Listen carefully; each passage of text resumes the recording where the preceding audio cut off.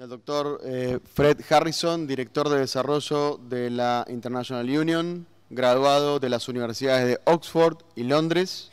Sus libros, titulados Los creadores del caos, del año 1997, y titulado Auge y caída, del año 2005, predijo la causa y el momento de la crisis económica mundial.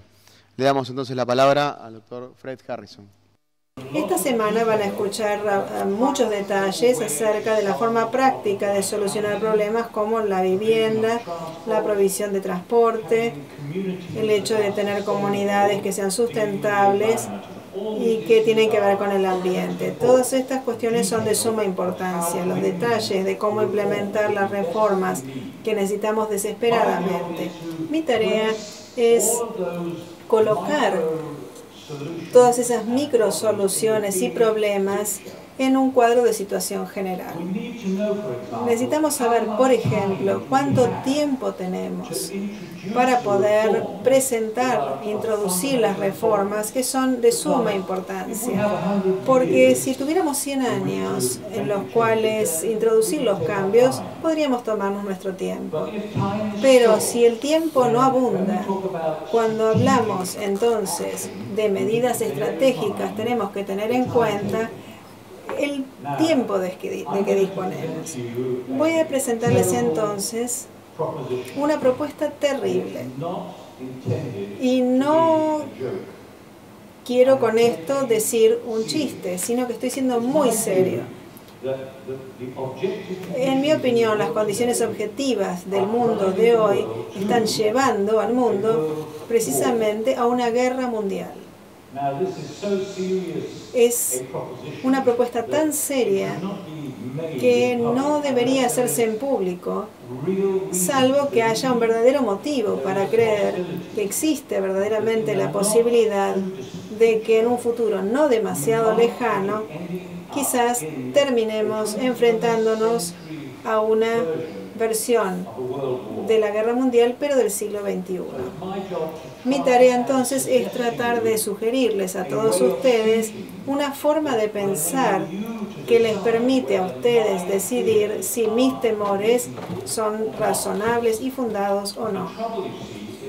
El problema radica en que en los niveles más altos de quienes tienen a su cargo la toma de decisiones en los gobiernos, aquellos que piensan sobre los problemas del mundo, tienen una forma de pensar que está muy dañada, muy distorsionada y por ende no están tomando las decisiones correctas. No lo hicieron cuando gente como yo advertían que el mundo se acercaba y se encaminaba a una crisis financiera. El gobierno británico advirtió 10 años antes que esto sucedería y no lo tomaron en cuenta y pensaban que estábamos equivocados. Pensamos que no habría nada por el estilo y ahora sabemos que los tomadores de decisiones, aquellos que siguen en el poder en definitiva,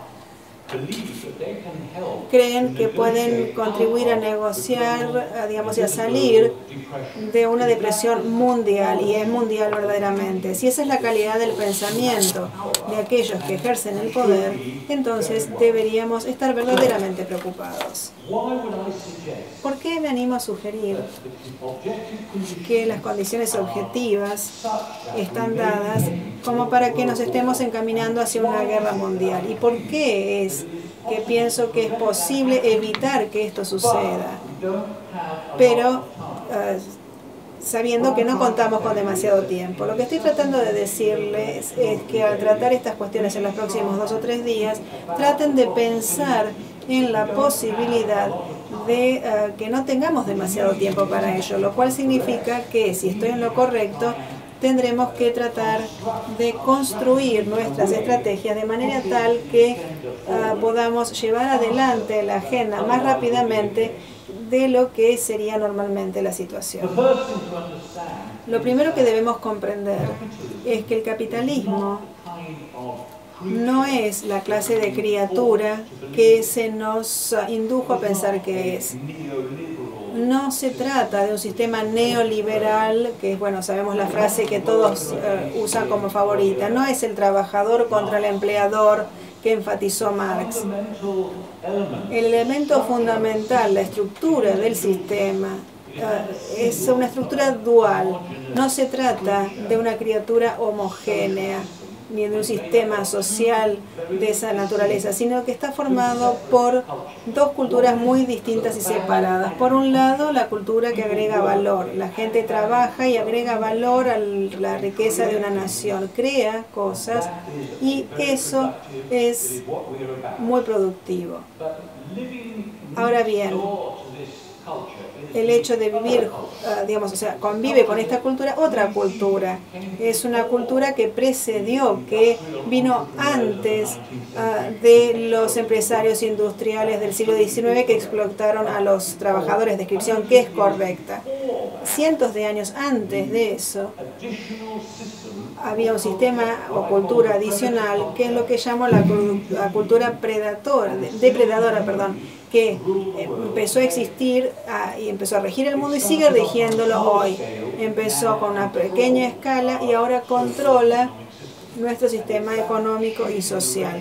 Y es ese cambio en la relación entre aquellos que agregan valor, esto es aquellos que trabajan para crear valor y que nos hace ricos, y aquellos que extraen el valor del sistema. La relación entre ambos, el ratio entre ambos, es lo que está generando la crisis que hace imposible que el capitalismo como lo conocemos hoy siga existiendo. Comparte entonces la visión de Marx en cuanto a que hay una contradicción en el capitalismo, pero el análisis es significativamente diferente. Tenemos que comprender entonces la estructura básica de esto que llamamos capitalismo. Tenemos una cultura depredadora y me gustaría decir, como digo en mi libro, y tenemos una cultura de valor agregado que agrega valor. El problema con la cultura depredadora, esa cultura que extrae valor del sistema, radica en que en razón de que aquellos que extraen valor no tienen que trabajar por el dinero que sacan del sistema, la avaricia no tiene límites. Para el resto de nosotros, a nosotros nos encantaría ser avariciosos, pero solo podemos ser avariciosos en la medida que trabajamos, creamos riqueza y por ende podemos disfrutar de aquello que creamos. Eso fija un límite natural a nuestro consumo. Sin embargo, para aquellos que extraen valor sin trabajar, no hay límite a cuánto quieren cuán lejos quieren ir para captar más riqueza que pertenece a otros. Ahora bien, ¿cuál es la naturaleza del valor que están extrayendo estas personas? Para poder entender la historia, para que tenga sentido, hay un único concepto que es necesario comprender, y este es el concepto o la palabra renta. La renta es la plusvalía una vez que la gente ha trabajado y tomado su parte, y una vez que la gente ha ahorrado y ha invertido capital y ha tomado la parte que le corresponde. Después de todo eso, hay un superávit o una plusvalía que se llama renta. Ningún individuo crea ese valor solo, sino que viene del cielo como milagro para personas como yo que tenemos la tierra. Entonces nos enriquecemos haciendo nada. Si nos enriquecemos de hacer nada y podemos darnos el lujo de seguir gastando, entonces no hay límite a lo que vamos a hacer para seguir captando más renta, y nuestra conducta se ve moldeada por esa dinámica, el hecho de poder tomar algo sin trabajar y de tomar más y más y más. Y es importante comprender que no hay límite a cuánto queremos capturar en términos de valor. La formación de este sistema capitalista comenzó en la era moderna, ¿cuánto hace? 500 años, en España, en Inglaterra, cuando vinieron al Nuevo Mundo para encontrar tierras, en Inglaterra con la aristocracia que tomó las tierras de los campesinos. Es hace 500 años que empezó la versión moderna del capitalismo. La relación entre aquellos que tomaban renta del sistema a favor de aquellos que trabajaban cambió. La mayor parte de la gente en el mundo eran aquellos que agregaban valor, trabajaban, creaban riqueza, y había unos pocos que decían: nosotros queremos tomar la renta que eso genera. Este sistema siguió funcionando porque había un número suficiente de personas que trabajaban para generar la renta que aquellos que eran los terratenientes, como yo, captaban y que los hacía felices. Sin embargo, esto creó una cultura que se hizo muy peligrosa, porque se trata de un proceso institucionalizado y funciona del siguiente modo. Si yo soy una persona muy ambiciosa y no trabajo para todo lo que recibo y quiero cada vez más, llega un punto en que debo decir, por ejemplo, en Inglaterra tomamos toda la tierra y ahora tenemos que ir a otros continentes porque se nos acabó la tierra aquí. La dinámica entonces se ve desencadenada de manera tal de crear lo que hoy se conoce como el colonialismo. Hubo, sin embargo, una forma adicional para que aquellos que tomaban la renta pudieran ampliar el control que ejercían sobre ese extremo generador de ingresos del país. Podían decirle a aquellos que perdían la tierra, no lo necesitamos. En Inglaterra le decíamos, váyanse, vayan a Australia, vayan a Nueva Zelanda, aquí no los necesitamos. Hubo dos fuerzas laborales entonces durante la época colonial. Podíamos o bien captar la tierra de otros y a su vez deshacernos de nuestros propios ciudadanos que ya no eran queridos. Los empujábamos, los sacábamos de nuestra tierra porque no queríamos que trabajaran en las fábricas. Había un sistema capitalista entonces que era fundamentalmente destructivo. Y de hecho la situación es aún peor. ¿De qué se trata el capitalismo? Es una máquina de matar. Y cuando digo de matar, lo digo literalmente. Cuando hablamos del capitalismo, usualmente la gente dice, bueno, esto es porque los capitalistas quieren la utilidad y demás. Y eso es correcto, pero de hecho el capitalismo es un proceso institucionalizado para matar a la gente. Y ese proceso sigue funcionando hasta el día de hoy. Y tenemos que tener esto en cuenta en nuestro pensamiento si es que queremos comprender qué es lo que va a suceder en los próximos 20 a 40 años. Lo que se llama la apropiación extensiva de la tierra, esto es, tomar tierras de otros continentes. El proceso de colonialismo implicaba matar gente y tomar tierras y gente que estaba en esa tierra antes de que nosotros llegáramos. Teníamos que matar a otros o empujarlos a los extremos para poder apropiarnos de su tierra. Este es un proceso de matanza incorporado en el sistema que llamamos capitalismo y sigue funcionando en el día de hoy. Pero hay un problema con este proceso, como voy a explicar en un segundo. El otro proceso de matanza se da dentro de nuestros propios países. En el Reino Unido, por ejemplo, nos deshacemos de 50.000 personas por año que mueren de manera prematura.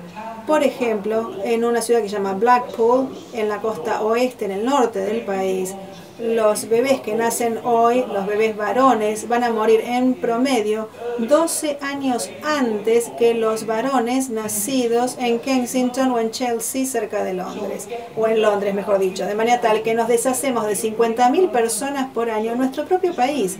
Esto alivia, si se quiere, el estrés que sufre el sistema. Cuando la cosa no funciona, cuando no hay trabajo suficiente, ¿cómo solucionamos el problema? Bueno, los enviamos a otros países o bien hemos estructurado a las instituciones y los valores y la situación financiera para que la gente se muera 12 años antes de lo que hace falta. 12 años de vida que la gente debería disfrutar y que se les niega. Y no hay motivo por el cual no debieran disfrutar de esos 12 años. Entonces, el capitalismo es una máquina de matar. ¿Por qué? Para generar utilidad, sí está la avaricia, pero también es destructivo. Necesitamos comprender que no se trata de un hecho accidental, casual, es un proceso que se ha institucionalizado. Porque cuando hablamos de la depresión, y tuvimos dos en los países del Atlántico Norte en 1870 y luego en 1930, las consecuencias de estas dos depresiones, que fueron las dos guerras mundiales, y ahora nuevamente estamos entrando en una depresión. ¿Por qué no tendríamos entonces una tercera guerra mundial? ¿Por qué tuvimos guerras mundiales después de esas dos depresiones? No hubo una necesidad histórica de que se repita. Debe haber buenas razones para que se replique.